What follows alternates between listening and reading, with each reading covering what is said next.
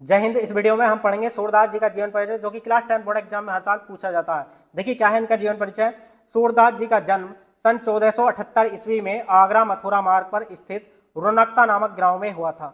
यानी कि सूरदास जी का जो जन्म हुआ था वो सन 1478 ईस्वी में हुआ था। आप गूगल पर भी सर्च करके देख सकते हैं, ठीक है। यानी कि सूरदास जी का जन्म सन 1478 ईस्वी में आगरा मथुरा मार्ग पर स्थित एक रौनकता नामक गांव में हुआ था, ठीक है। कहां पर? रौनकता नामक गांव में हुआ था। कुछ विद्वान इनका जन्म स्थान दिल्ली के निकट सीही नामक गांव को मानते हैं, ठीक है।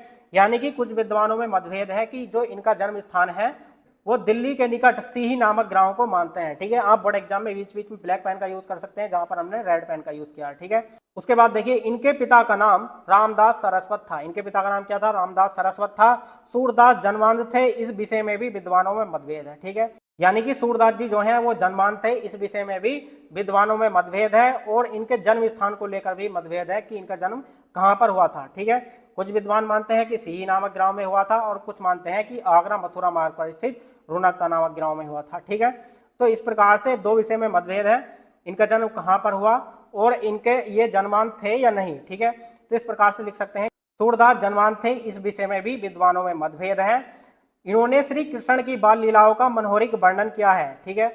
जैसे कि आप जानते हैं जो आंखों से देखे बिना भी संभव नहीं है, वो इस प्रकार से इन्होंने मनोहरिक वर्णन किया है श्री कृष्ण की बाल लीलाओं का, ठीक है। यानी कि इन्होंने श्री कृष्ण की बाल लीलाओं का मनोहरिक वर्णन किया है जो आंखों से देखे बिना संभव नहीं है।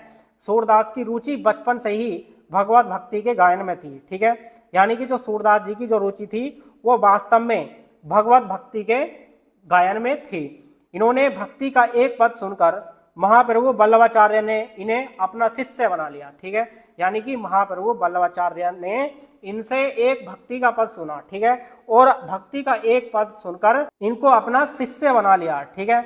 और श्री नाथ जी के मंदिर में कीर्तन का भार सौंप दिया, ठीक है।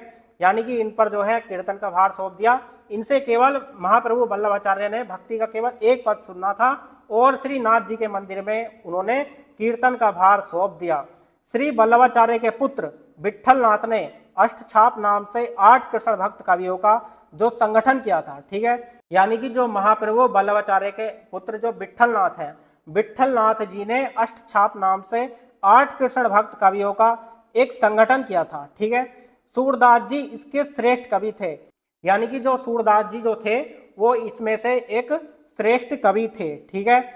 वे गांव घाट पर रहकर जीवन पर्यंत कृष्ण की बाल लीलाओं का गायन करते रहे। यानी कि जो सूरदास जी जो हैं वो गांव घाट पर रहते थे और गांव घाट पर अपना जीवन पर्यंत कृष्ण की बाल लीलाओं का गायन करते रहे, ठीक है। सूरदास जी की मृत्यु सन 1585 ईस्वी में हुई, ठीक है। गोवर्धन के पास परसोली नामक गांव में हुई। यानी कहां पर सूरदास जी की जो मृत्यु हुई थी वो सन 1585 ईस्वी में गोवर्धन के पास परसोली नामक गांव में हुई। इनकी रचनाएं कुछ इस प्रकार से लिख सकते हैं, ठीक है। देखिए रचना है इनके हैं सूरसागर, सूर सारावली, साहित्य लहरी, ठीक है। तो स्टूडेंट वीडियो को लाइक नहीं किया तो लाइक कर देना। चलिए मिलते हैं नेक्स्ट वीडियो में नेक्स्ट टॉपिक के साथ। तब तक के लिए जय हिंद, वंदे मातरम।